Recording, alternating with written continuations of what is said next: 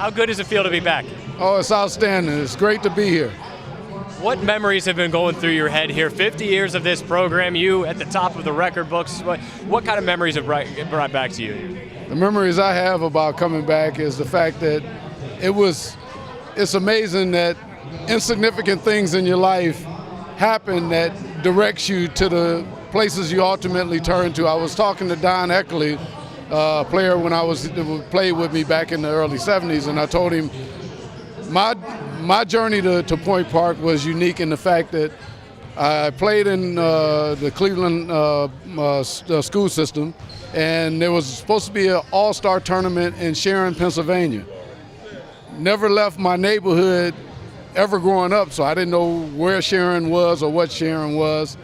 And I was watching cartoons one morning, and a group of players was coming to Sharon to play in this Sharon tournament. And they called me and said that they had their team already finalized, but if I went along, I might get picked up by another team that a player didn't show up. And my first reaction was to say, no, I'm not going. And then I thought about it for a couple minutes, and I called him back and said, well, I'm not doing anything but watching cartoons, so pick me up. Happened to pick me up, I'm sitting in the stands with my shoes, and a guard from the Bronx from another team didn't show up. And they come up in the stands and asked me if I could play the one, and I said, yeah. Coach Conboy happened to be there doing that tournament, and ultimately I ended up at Point Park and everything else that happened after that. So it's unbelievable that the fact that I could have turned down the opportunity and continued to watch cartoons and none of this would have ever happened. So that's the strangest part of my story in getting to Pittsburgh. You just never know. How proud have you been to see this program and this university grow so much over the years? Oh, when I finished in 1977, I went in, I got hired by a Mattel Toy Company out of Los Angeles, California, and I spent 38 years with them.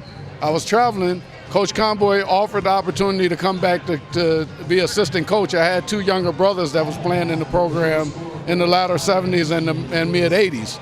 And I decided to come back and be assistant coach in the program. And we ended up going to the national tournament in Kansas City. I mean, this program, you think about it, it's a small private school, 2 buildings, 1,300 students, no gym, and to put together the programs that evolved during that time and even after that time has just been remarkable. It is just unbelievable that a school with limited resources can put not only a basketball team on the court that's extremely competitive, but a baseball program together that's known nationally. So it's just unbelievable that that type of thing could happen, and I'd be a part of it, me being a part of it. Welcome back our all-time leading scorer, one of the top players ever in college basketball in the city of Pittsburgh, Bobby Franklin, over 2,000 points, All-American player for the Pioneers. Also from the